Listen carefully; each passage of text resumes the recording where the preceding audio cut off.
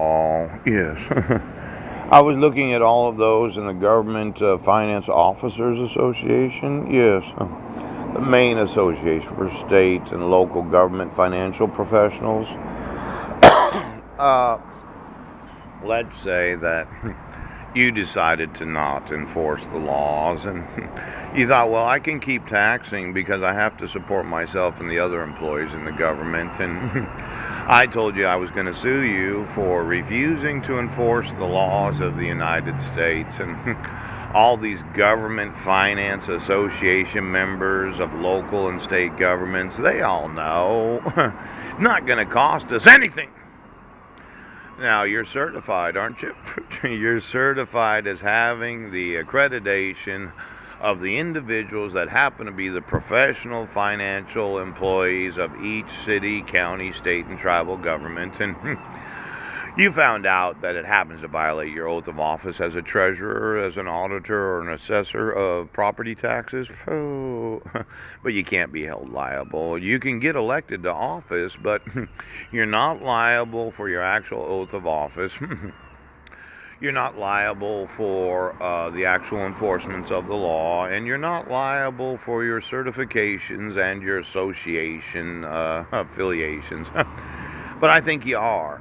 Now, let's say in finance, okay, you issue court orders where you did not protect my rights as a citizen. I sent you 1,800,000 emails, and you decided to arrest me for crimes that I did not commit because, in your minds, there's no way I'm going to be able to sue you.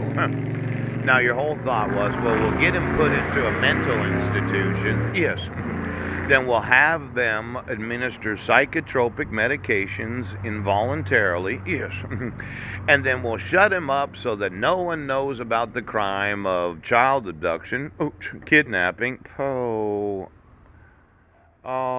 treason, forgery, perjury, fraud on the court, fraud on the state, yeah, fraud on the United States, fraud on the corporation, fraud on the office of the presidency, fraud on the independent agencies. Yes.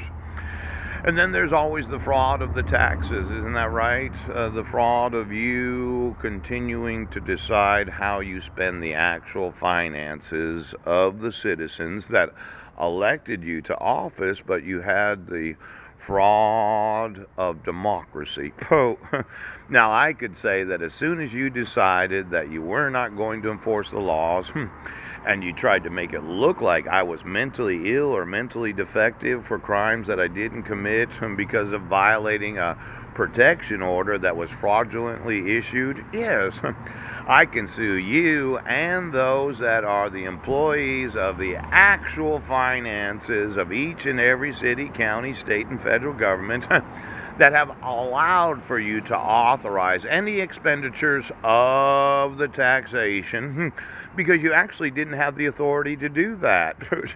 Now, let's say, okay, you are the sheriff, and I informed you of a crime, and you said, I'm not going to support this guy, I'm not going to enforce his rights.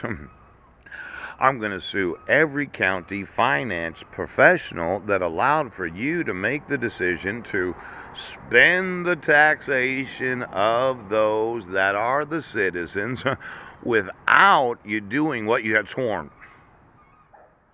Now, the lawsuit is you have illegally authorized the expenditure of the taxation of the population without performing your public officer duty.